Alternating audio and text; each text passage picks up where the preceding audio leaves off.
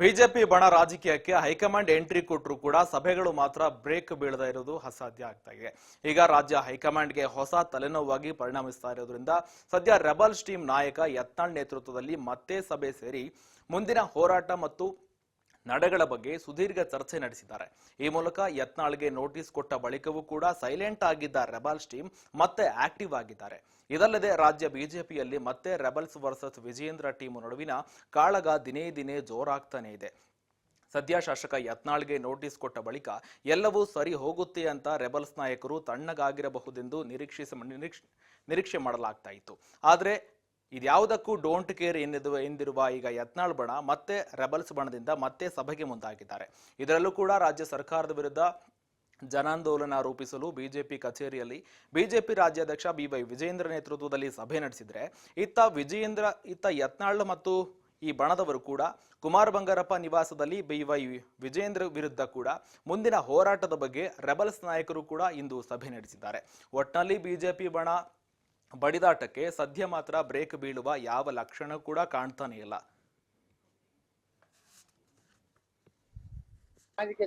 ಬೇಕಾಬಿಟ್ಟಿಯಾಗಿ ಮಾತಾಡ್ತೀವಿ. ಉತ್ತರ ಕನ್ನಡ ನಮ್ಮ ಭಾಷೆ ಏನೇನೋ ಉಪಯೋಗ ಮಾಡಿದ್ವಿ ಅಂದ್ರೆ ಆ ವಿಜೇಂದ್ರಲ್ಲ ಅವ್ರ ಅಪ್ಪನ ಏನು ಮಾಡ್ಲಿಕ್ಕೆ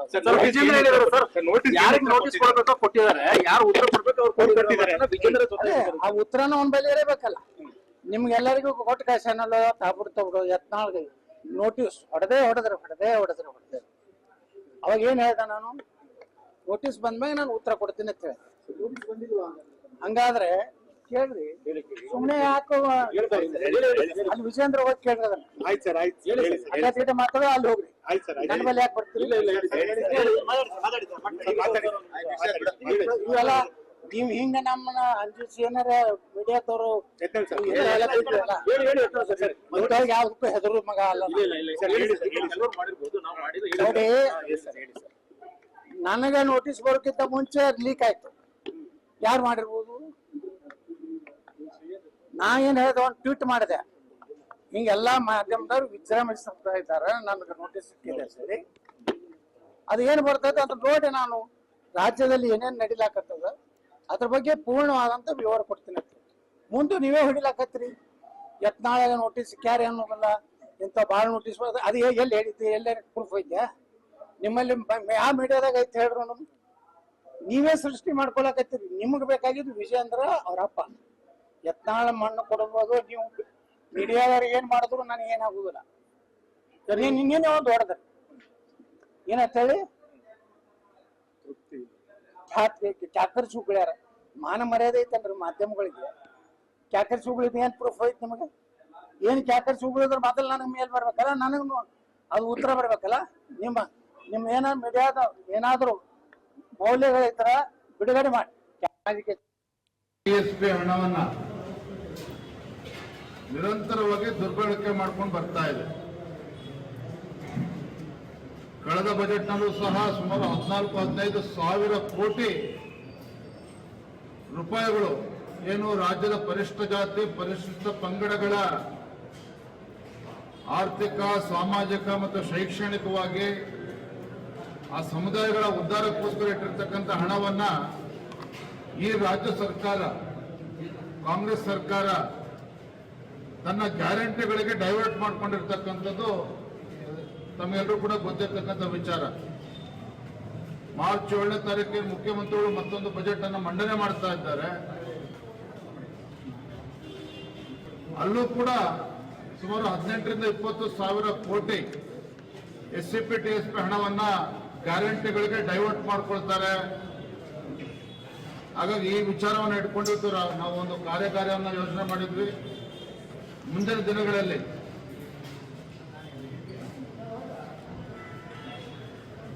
ಹದಿನಾಲ್ಕು ತಂಡಗಳಲ್ಲಿ ನಮ್ಮ ಮುಖಂಡರು ಪ್ರವಾಸ ಮಾಡ್ತಾರೆ.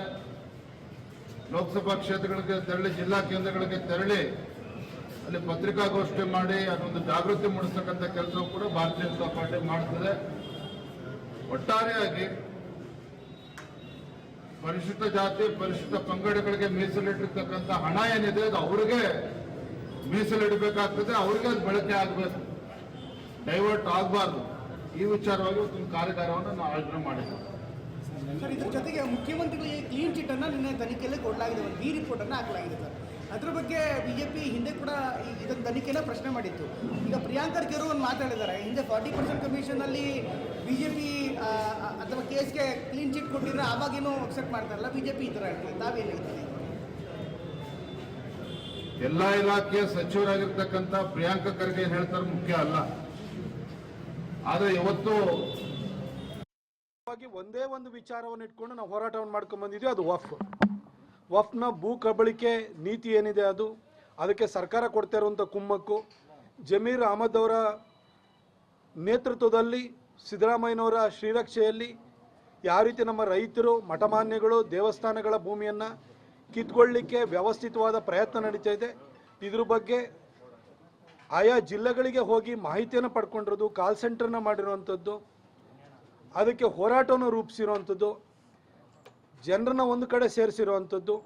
ಅದರ ಜೊತೆಗೆ joint parliamentary committee Jagadambika Pal ಅವರ ನೇತೃತ್ವದಲ್ಲಿ ಏನು ರಚನೆ ಆಗಿದೆ, ಅದರ ಎದುರುಗಡೆನೂ ಹೋಗಿ ಕರ್ನಾಟಕದ ಬಗ್ಗೆ, ಈ ಒಂದು ಭೂ ಕಬಳಿಕೆಯ ಬಗ್ಗೆ ಸಮಗ್ರ ಚಿತ್ರಣವನ್ನು ಕೊಡುವಂಥ ಕೆಲಸವನ್ನು ನಾವು ಸತತವಾಗಿ ಮಾಡ್ಕೊಂಡು ಬಂದಿದ್ದೀವಿ.